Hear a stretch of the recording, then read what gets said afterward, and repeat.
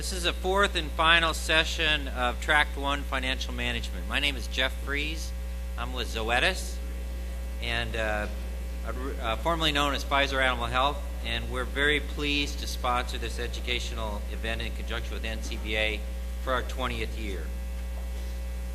Just a quick housekeeping detail, and our moderator will talk to you about that in just a moment as well, but please complete the yellow form afterwards so we can continue to improve these sessions and give you the information that you need at future sessions.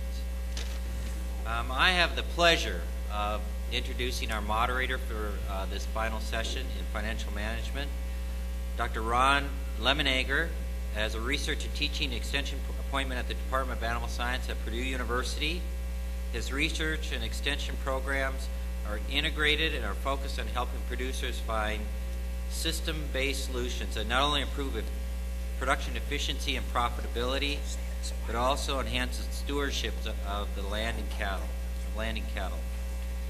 His research is concentrated on the interaction between nutrition and reproduction in beef cows and nutritional factors affecting muscle and adipose accretion in feedlot cattle. Dr. Lemonegger has taught nutrition, beef management, career planning, and an animal industry travel course, all at Purdue.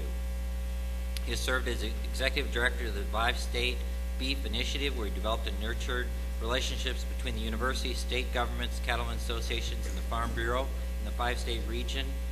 He's been awarded over $4.9 million in grants to support his programs and activities, published over 60 refereed scientific publications, 90 abstracts, and has numerous national invited talks and articles, so quite a distinguished career. Dr. Lemonegger, though, is very proud that he's also a fourth-generation rancher. So please join me in welcoming Dr. Ron Lemonegger.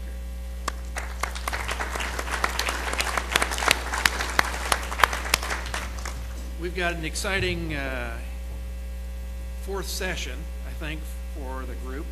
The title is Stop Leaving Money on the Table. And we've got two distinguished speakers. Don Scheffelbein will be our first speaker, and then Dr. Tom Fields will be our second speaker. Let me just introduce those, and now I'm going to turn the program over to him. Don is an owner, partner, and president of Scheffelbein Farms, in which he works with his dad and 7 brothers on a large diversified farming operation. His primary responsibilities are to coordinate the genetic program, including EPD selection and management of sires, to manage the public relations and advertising program, and to serve as a chief financial officer. Don also serves as the executive director of the American Gelbvieh Association. Don is widely respected for his opinions and is a featured speaker at numerous industry meetings and events across the U.S. and Canada. He's also president of the Minnesota State Cattlemen's Association and past co-chairman of Minnesota Beef Profitability Task Force. He's been married for 20 years to his wife, Jennifer. They have 3 daughters. In the case of Tom is the director of the Engler Agribusiness Entrepreneurship Program and holder of the Engler Chair in Entrepreneurship at the University of Nebraska, Lincoln. He's a 5th-generation cattleman who is in partnership with family partnership in cow-calf business in western Colorado. From 2007 through 2011, he served as the executive director of producer education for the National Cattlemen's Beef Association. Prior to joining NCBA in 2008, Dr. Fields served students and industry as a faculty member in the Department of Animal Science at Colorado State University for nearly 20 years. The author of Beef Cattle Management and Decision Making and Scientific Farm Animal Production, he's published with 44 other faculty members representing 7 different universities and 8 different academic departments. A frequent speaker at agricultural events in the U.S. and abroad, he has consulted with a number of agricultural enterprises and organizations and has served on numerous boards related to education, agriculture, and athletics. Guys, the floor is yours. Don. Well, thank you very much. Boy, when you start hearing those sort of things, you know, as things kind of go to your head and you start saying, boy, maybe I am pretty good. Well, I had a wake-up call the last couple of days that said maybe you got to be careful of what you read. So this morning, I'm getting excited, getting my talk ready, and I have my whole family, which you don't know is here in town, and I said, I'm talking to NCBA's meeting this morning. How many people want to attend? I got 0 votes out of 4. Disneyland won. So my kids are in Disneyland. Last night, another waker. I was in the hotel over at Tampa? And I heard a party going on. I said, boy, that sounds like fun. So I went up to the party hosted by Pfizer. Now, your new name. And I said, boy, it sounds like fun in there. And I went to the list, and you had 2 gals up front. She said, your name? And I said, Don Schiefelbein. She scanned through. She goes, not on the list. And I saw Kevin Yon in there, and I said, I know that guy. He's in there. I said, I know Kevin Yon. And they said, your name again? Not on the list. And I was like feeling pretty lonely there. And I said, what exactly gets you on the list? And they said, you have to do business with Pfizer. Then I felt terrible because we had just done $30,000 worth of business with Pfizer. And so I guess wake-up call was I still snuck into the party. I talked my way in, but they said, you're just one of the rest of us. That's a picture of me, and that's a picture of me 20 years ago. And I'm reminiscing a little bit. I don't know if you can tell in there, but I am walking through an Aggie ring. With Johnny Football now, I talk Aggies everywhere I go. So I'm a Texas A&M Aggie graduate from 1989. Plus, I just got elected to the American Angus Board of Directors. And you know what I figured out? Looks can be deceiving. A couple of girls were deciding whether or not they should vote for me, and they were 20 to 30, which I call younger women now. They came up to me and they said, we got a question before we vote for you. I said, really? How old are you? I said, well, maybe this is good. I said, well, you tell me how old you think I am. And the one girl goes, I think you're younger than 30. My chest got pretty out there, and I felt pretty good. And I said, what did you think? And she said, I said you were younger than 25. That's a true story. And I just took me back. I took my hat off, and I said, ladies, I am absolutely proud. And they said, bets off before I could get the hat done.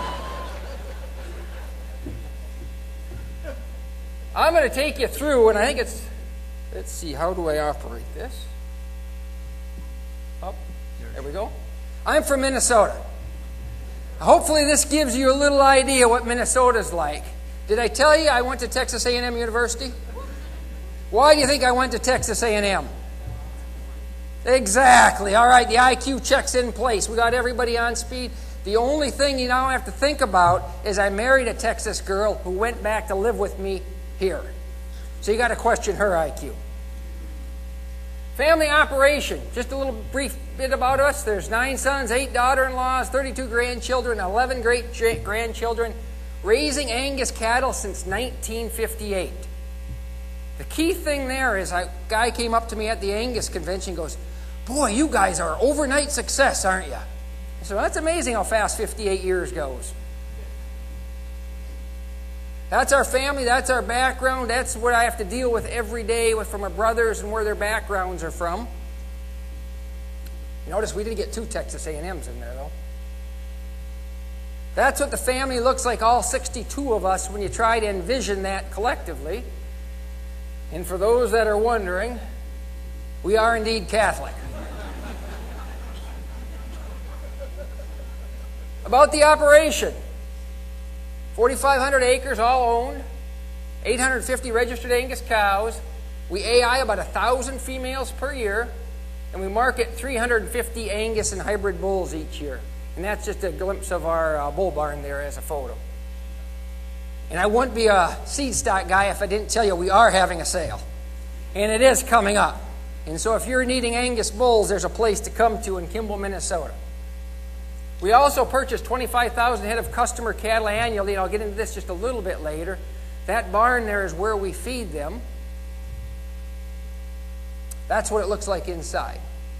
So you can see we manage the environment pretty well. Now the gist of what I'm going to talk about, and this is an issue I talk with the family about since I'm kind of the long-range planner, kind of what they call a visionary thinker, is we got to figure out what drives our business. And I don't know if anybody's seen Moneyball. Has everybody seen Moneyball, the movie, or read the book? I encourage every single one of you to read the book, or the way I did it, watch the movie. There is so much that our industry could learn by this movie in learning exactly what drives your business. You have to figure out what gets you the wins, what puts you over the top, what improves your ERA, your batting percentage. And I think as you go through, you'll see that's kind of what I'm focused on. We had a problem at Schiefelbein Farms. You saw our family, right? When I graduated college, I wanted to come back and farm immediately. As many guys growing up on a farm, that's what I wanted to do. I wanted to come back yesterday. The problem was there wasn't enough money. And Dad's goal was to give everybody an opportunity to come back and farm.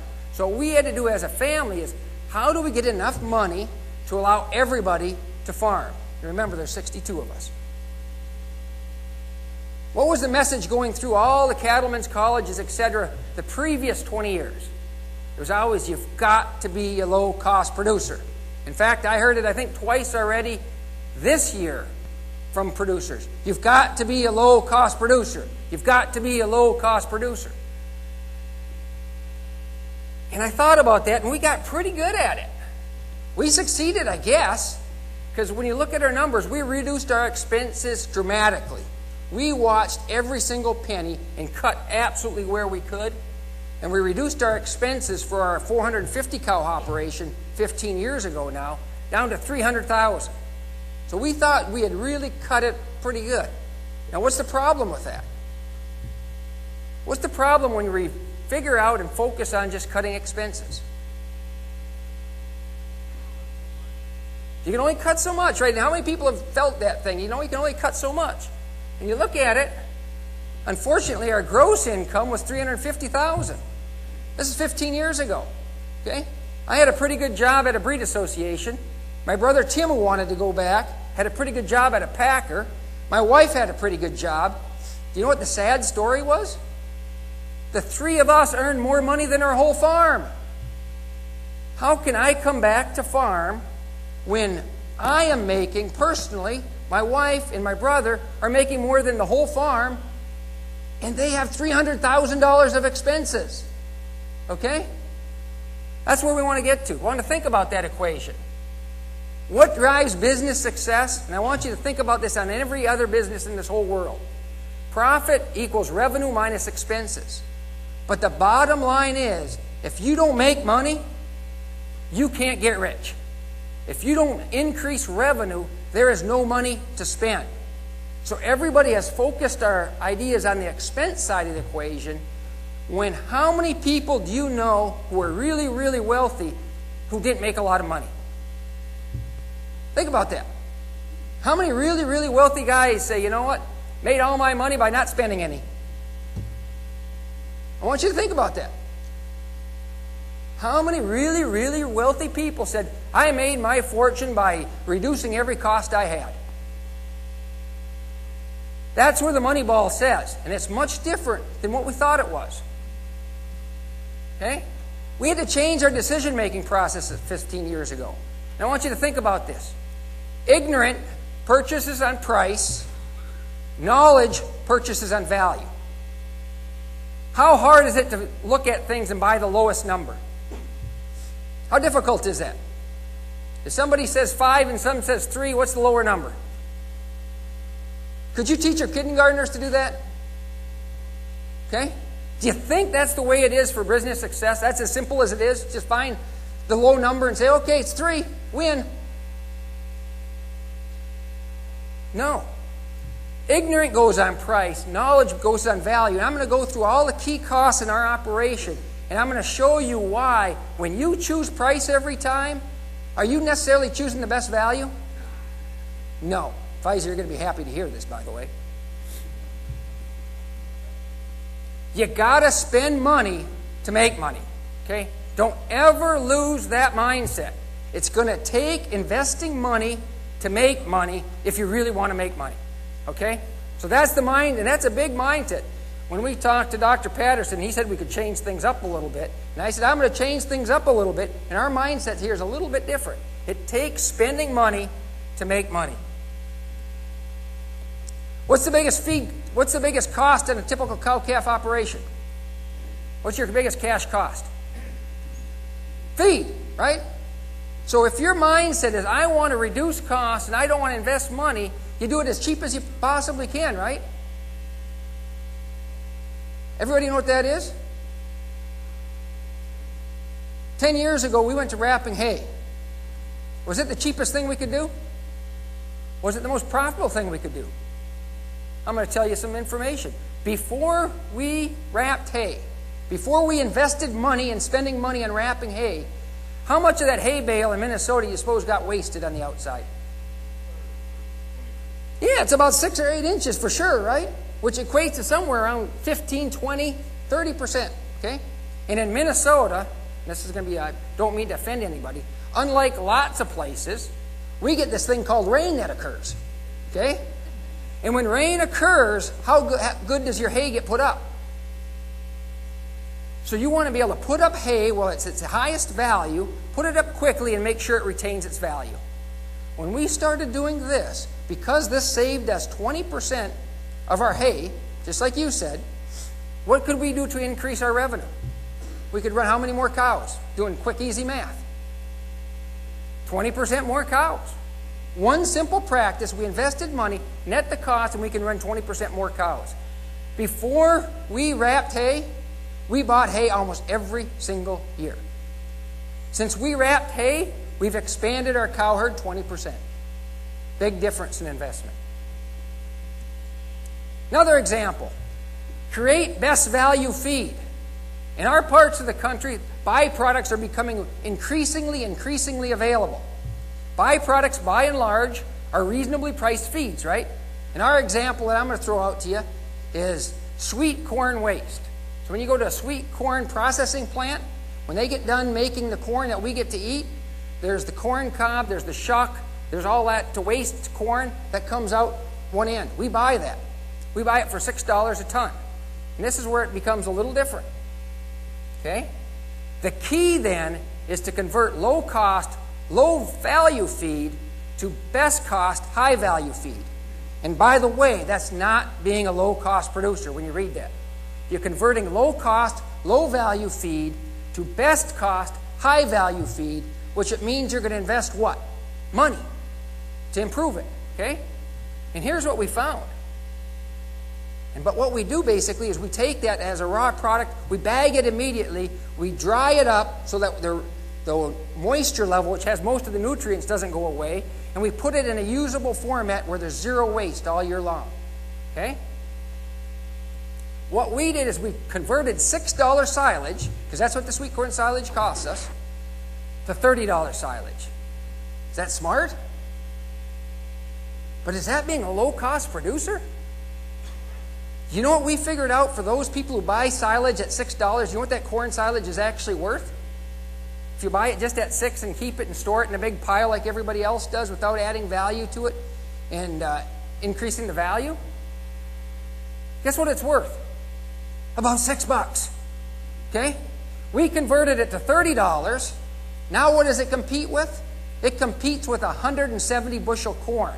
Okay? So now it competes with $70 silage.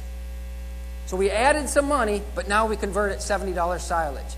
You got to invest money to make money. Best value equipment. Any John Deere people in the room? You're going to love this talk.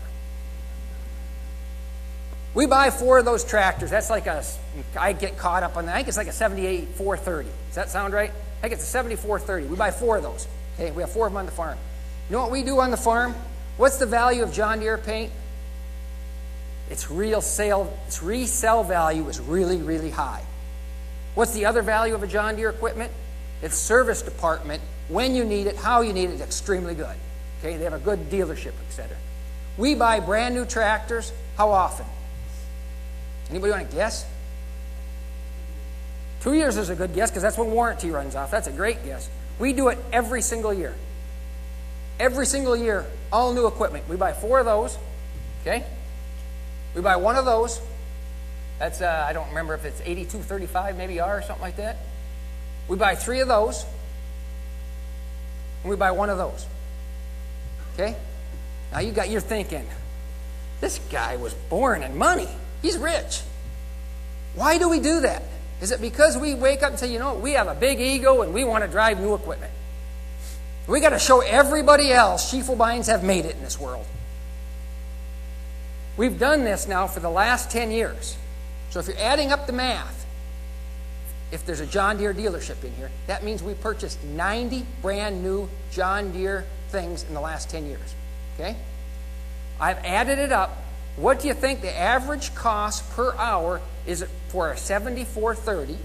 Okay? Those were that little ones with a loader tractor, traded off every year. Our average cost per hour use. So we're running new equipment every year, no breakdowns, best service department behind us. $3 an hour. Those big tractors that are pictured here, what do you think our average cost in those is? $5 an hour. That cutter in the middle, $10 an hour. When you're putting up stuff and you need to get it done right, and how long is the growing season in Minnesota? About 3 weeks, right? You got to get it in the ground when it's time to put it in the ground. You have to have good equipment that gets it in there, and you got to spend money to make money. So we drive good equipment. You have to help your customers get revenue. I said we were seed stock guys, right? We got to help our customers increase their revenue, right? Because if they want to pay more for bulls, what do they need to spend with it?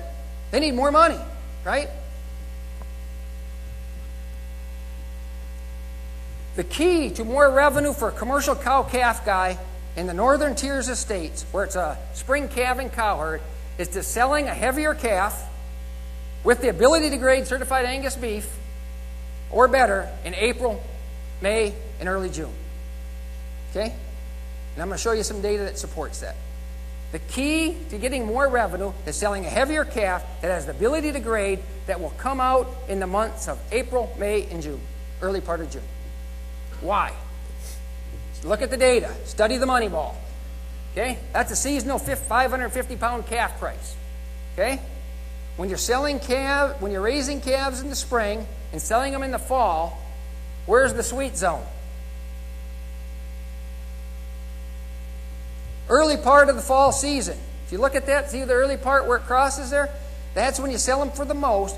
And everybody gets real frustrated because what really happens in September and October to the 600-pounders versus the 500-pounders? What happens to the price variation? Gets close, doesn't it? It's where a 600-pound calf is almost worth per pound as much as a 500-pound calf. Okay? And I'll show you why, but it's that weird thing where heavier is way, way more valuable. Now, when do most people sell their spring-born calves? October, November, December. Okay? You see those two price points? How many dollars per calf difference is that? $100. $100 in revenue, just that spread. So if you can have heavier calves in the fall, okay, that can come out earlier, that's how many dollars you can invest. Can you invest more money in the right genetics to get heavier calves earlier in the fall? Probably. Next point. Here's the fed price. Here's why. Here's the seasonal fed price. Why are those heavy calves in the fall worth more? Okay? See that area? That's April and May. And a little first part of June. See where the price mark is there? Now I'm going to put up when most people sell them. Oh, went the wrong way. That is end of June, July, and August. Okay? What's that worth? What were the calves worth different? $100. What do you think this is worth different? $100.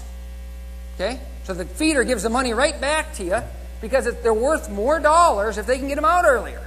They're not stealing money from anybody. They aren't ripping you off. They can pay more because they get them out earlier. Now the big variable. Here's the choice value. Remember I said if you grade higher earlier on, you even make more money?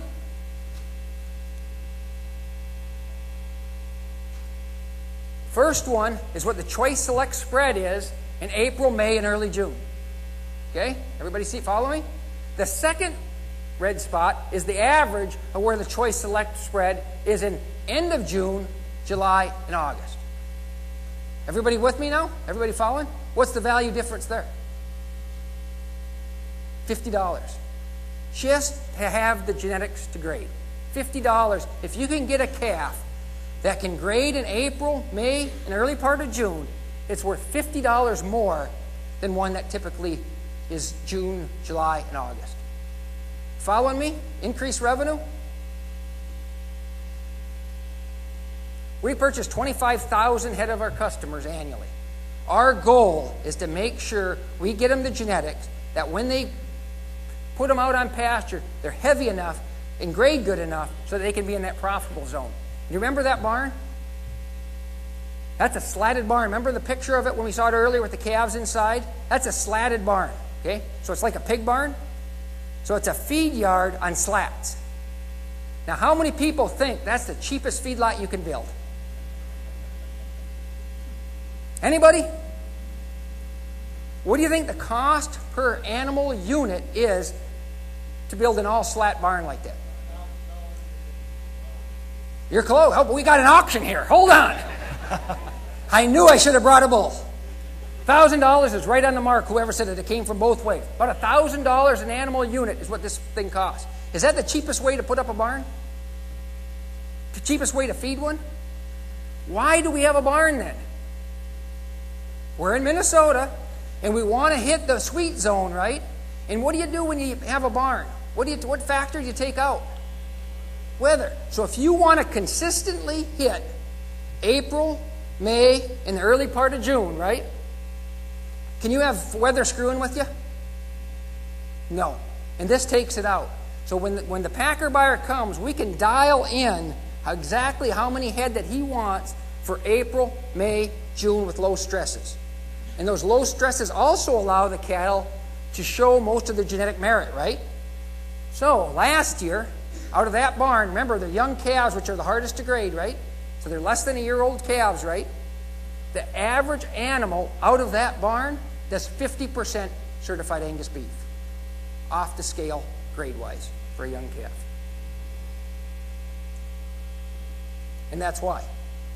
Remember, it's outside. Remember what the high did anybody see the weather for Minnesota last week? You know what the high temperature was for about 3-4 days in a row? 0. That means the low temperature was lower.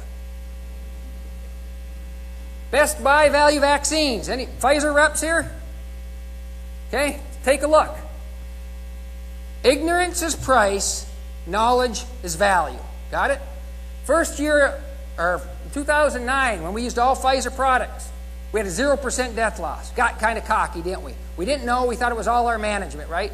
We said, we took care of them better. That's why they were 0%. Okay? The next year, we said, the rep came up and said, you know what? We can save you $1 a head by using a different vaccine.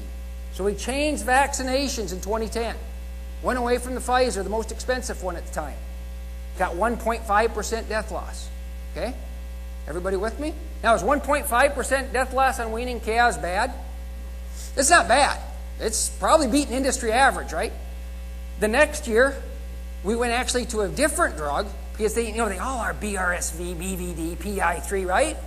That's what they tell us, right? It's all the same stuff, right? So we went to a different one. We got 2% death loss. Industry standard. We said, knowledge is value. We went back to Pfizer this year because we doubled the size of that feedlot. 2,500 head. How many dead? 1. If we had 2% dead, how many dead would there be out of 2,500 head? Somebody do the math. 50. You got a 0 off. 50 head. 50 head. Calves are worth how much a head almost? About $1,000? We're talking $50,000 by not being the low-cost producer. Okay? This year they came by and they asked us what brand we're going to use. The retailer came up to me, the one we had actually had the year 2010, said, we can beat your drug price by $1 a head. Did we take them up on it? No. Knowledge is value. Take-home message. Do not be a low-cost producer. Everything we've been telling you for years, I believe is false. Do not be a low-cost producer.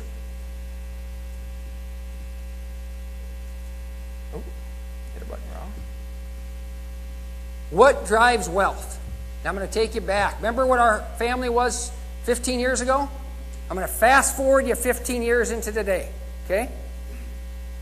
When we decided we weren't going to be a low-cost producer. We're going to be a high net revenue producer. 15 years later. Look what happened to our expenses. Remember what it was before? Anybody? Where are we at now?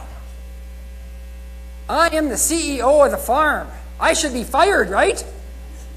I mean, they should can me immediately. We went from $300,000 to $7 million in 15 years. But this was our revenue. I just did set up our taxes yesterday. Our revenue went to $9,854,000. There's a message there somewhere. There's a message there somewhere.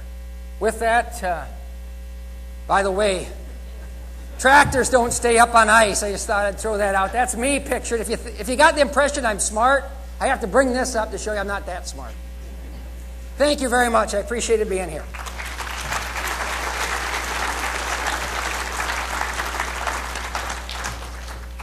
Oh, wait. There's one more slide, Tom. One more. Don't forget the sale.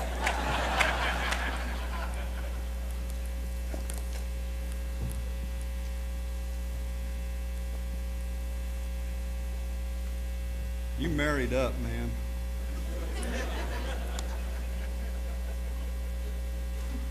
But you know that.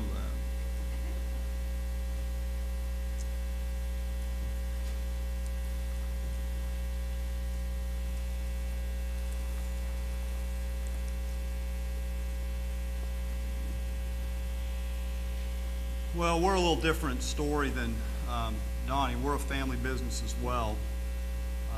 We've been ranching in Colorado since about 5 years at the conclusion of the Civil War, and have been in the high country there ever since. I am in business with two brothers. Unfortunately, we got to be full-on business partners with the death of my father 5 years ago, and I can tell you this much: have an estate plan. We had one. It was well thought out and it was executed correctly, and that's why we're still in business. If you do not have one, it should be the first thing you do. And Don, I hope that's what you guys have done, is a great job on succession and estate planning. Our country is a little different, perhaps, than Don's country. We operate in the high country of Colorado near Gunnison. If you like to ski, you would love where we live. Crested Butte skiing is the best in the world in our opinion. We're a big recreation area, and we are still trying to figure out exactly why we landed where we're at. If somebody's wagon broke down or something, because this is not the lowest cost environment in the world in which to do business. We actually had not compared notes on our favorite book, but it's interesting. Moneyball is the required reading for freshman students in the entrepreneurial program at the University of Nebraska. And I'm very proud to say that we have the next generation of Schiefelbein being trained in that program right now. We don't have a really long growing season. We're cold most of the time. Our high temperatures, we don't face a lot of struggle from high temperature. We're a real dry environment. In essence, we're a very pretty part of the high desert. And that's the reality for where we live. We actually do have droughts. My friends in eastern Nebraska look at this and they say, well, you guys are always in drought. And comparatively, that's probably correct. We get most of our moisture in the form of snow, and we're essentially 10-inch country. So we get about 10 inches of moisture a year on average. And so we operate in a fairly constrained kind of a business model. There are 5 things that drive the way we make decisions, and I can tell you our goal is to grow as a company. The 5 things that drive our decision making are stewardship, and we take our stewardship of the legacy of my father and my grandfather and my great-grandfather very seriously. We are not tied to the way they did business, but we believe that we have an obligation to pass the values that they taught us on to our kids. We have a strong sense of stewardship about our landscape, about our livestock, and about the people that we work with and the people we feed. we're very intentional.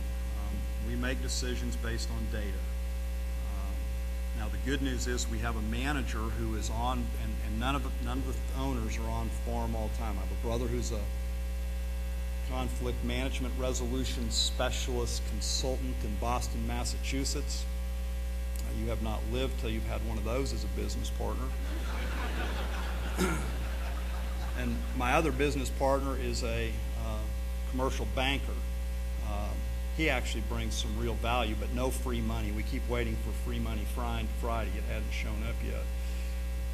But we're a data-driven group by the way that we think, by the way that we're organized. But our manager, the good news about him is he's at the table with us in an equal realm.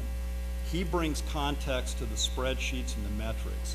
He can explain things outside the metrics that help us make better decisions. So if you're in the realm like we are, make sure that your management team is at the same table with you with power. And Mike, our manager, actually has a veto where if we bring an idea that's too dumb to the table, he can kill it, and he's pretty good at it. We're flexible. We believe in maintaining choice. We try not to box ourselves in a corner. And in the high desert, you can get yourself in a corner in a damn hurry if you're not paying attention. So we work really hard not to get in a corner. We do that relative to management, marketing, planning, and our strategy. We are about wealth creation. We do not supplement this business. This business stands on its own, and it has from the minute my father passed away. We have not supplemented this business from the things that we do on the outside. And our goal is, one brother and I both want to go back. So we know we have to grow our business, and we want to do that without displacing the families that have been loyal to our family.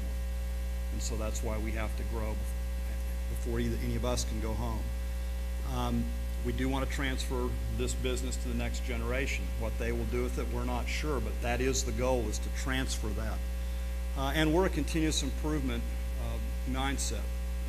We know there are no quick solutions. We know there's not a fast way to wealth in this business, and those who make the shortcuts and the shuck and jive games that we've all seen played out usually don't stay in business. So we're a little bit more of a tortoise in the way we go at things, but there are times that we are very hare-like. We are the scared rabbit at times where we make decisions faster, and I'll share that with you. We're all about our family.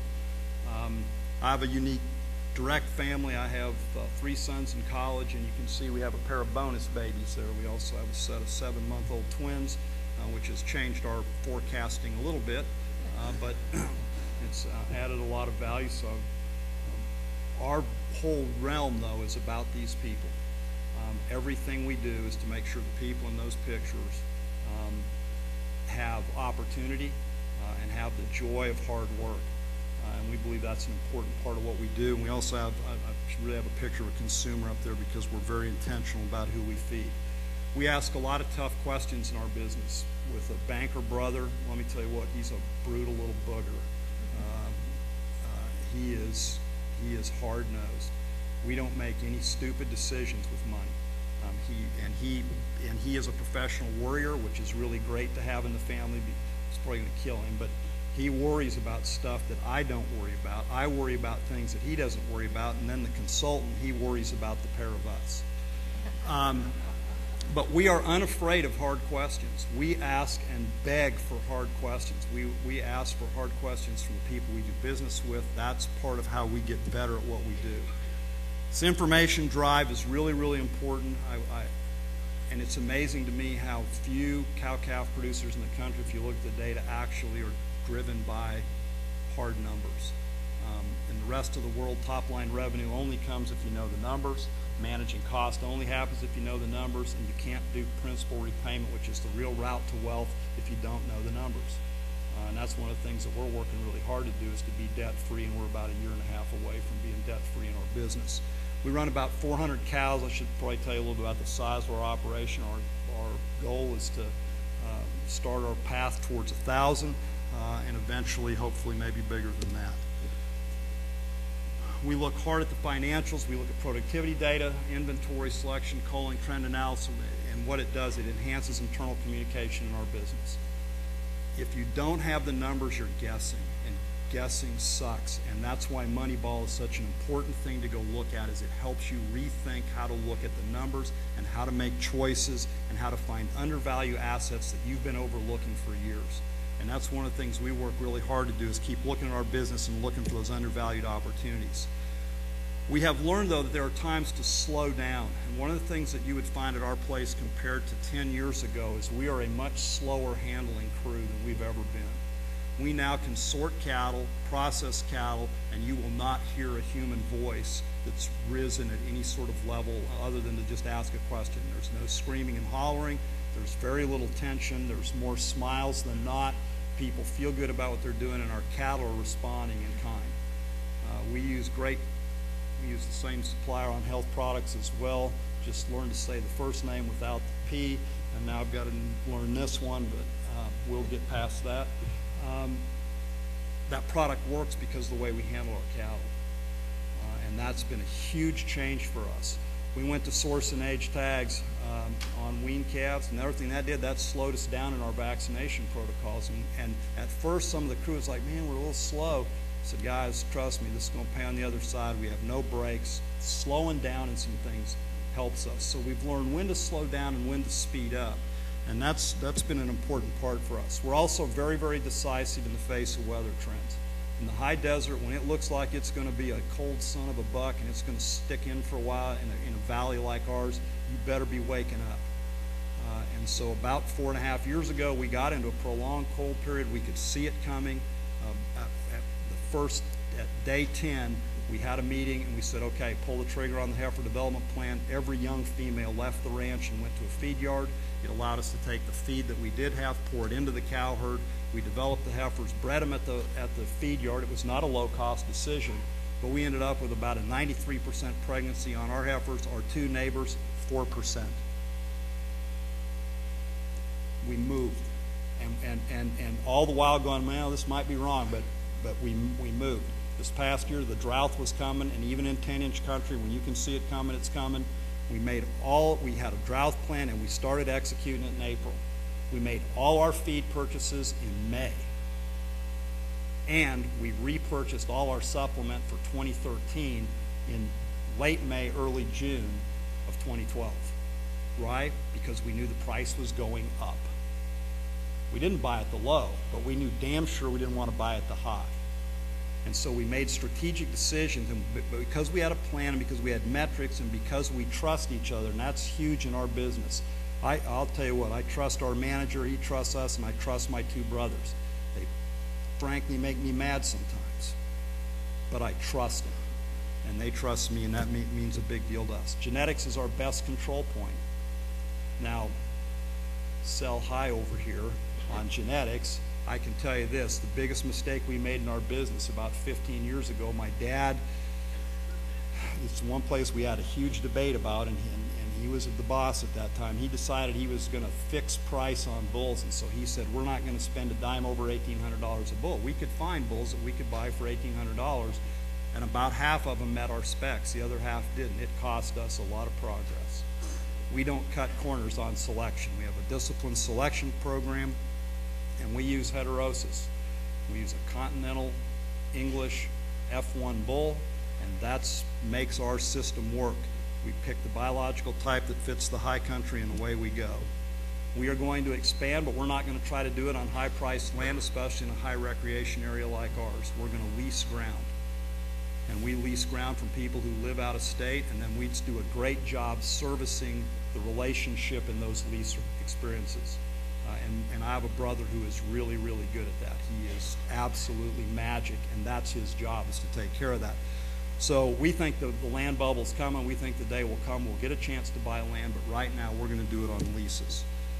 We're a big believer in herd expansion. We're trying to grow. If the drought will let us, if we can break out of this drought, we're going to grow. We think this is a great business to be in. We see opportunity. And we think negative thinking is probably our greatest enemy as an industry right now. There are very real fundamentals out there. We all understand that, but just take a look at their data and their model. I mean, I'm kind of inspired. Where's Patterson at? Is John in here? That's too bad, because next year, if you could have like this session sponsored by a whiskey company, that'd be a really good idea. The other thing that, and Don's exactly right on feed. We don't buy cheap feed. We now buy that we used to buy on a ton basis, and we were always looking for buying the right on the tonnage. We don't care. We buy on nutrient value, period. And then we match that nutrient value to the needs of the cattle, and we sort. And if we gotta get young cattle put somewhere, we'll find a way to do that. So I really encourage you to think about that. Now, we on our hay equipment, we run good equipment, and we have a pretty fast spin on ours. Not as fast as you guys. I got to go back and take a look at that and see if that would make sense for us. But we do repurpose some equipment.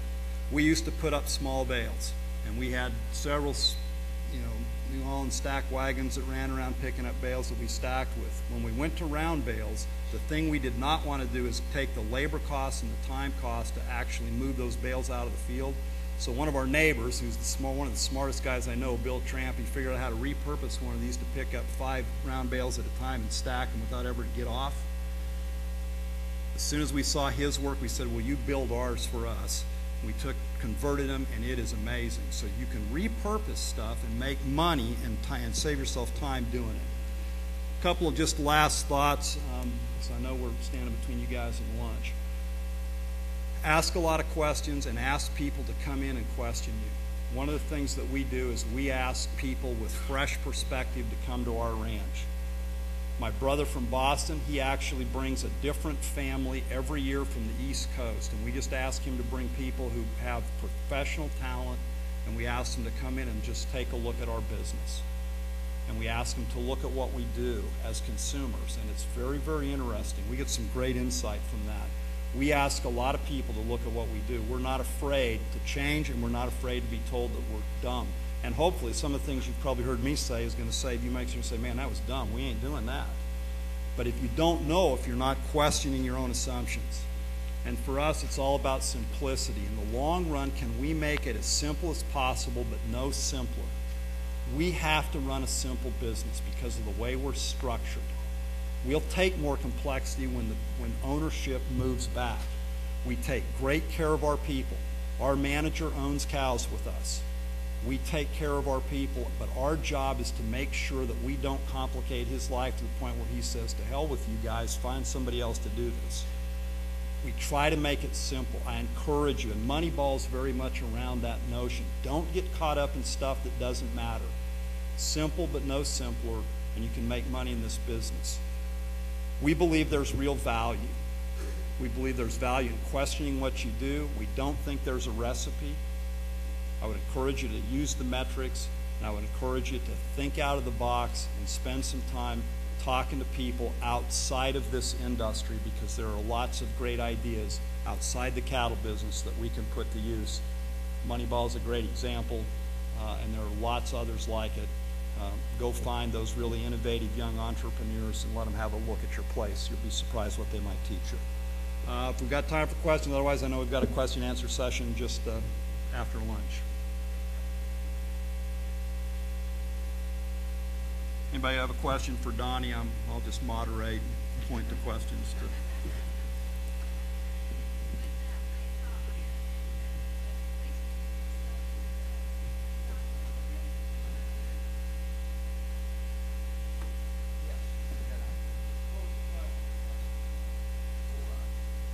That one on? I think her question was, do you resell it? It's with our local dealer, and the reason we do it at 1 year of age, when you think about it, somebody said their warranty lasts 2. Can you imagine selling one that's taken that first group off, and then they still have a year of warranty to see through that deal? So it's just a trade-in program that we do with John Deere. And one thing about John Deere is if you buy more of stuff, they reward you well, right? So they have a % savings per trade-in. So it really helps economically through that trade-in program that they have.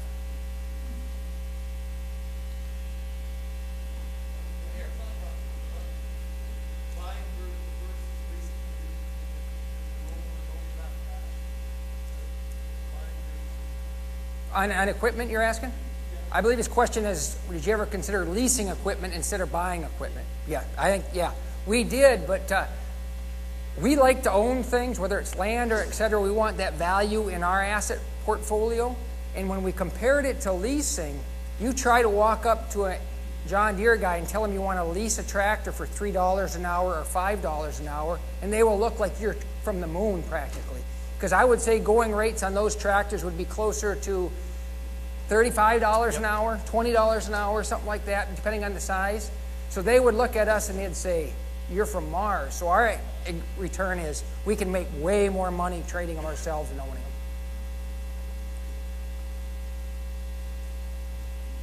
Okay, we're going to go ahead and break for lunch, but most of the speakers will be back in here for dialogue after lunch. Please fill out your evaluation forms. That's how this program continues to get better. I'd like to thank Zoetis, for sponsoring. I'd like to thank Don and Tom for their presentations. Give them a round of applause.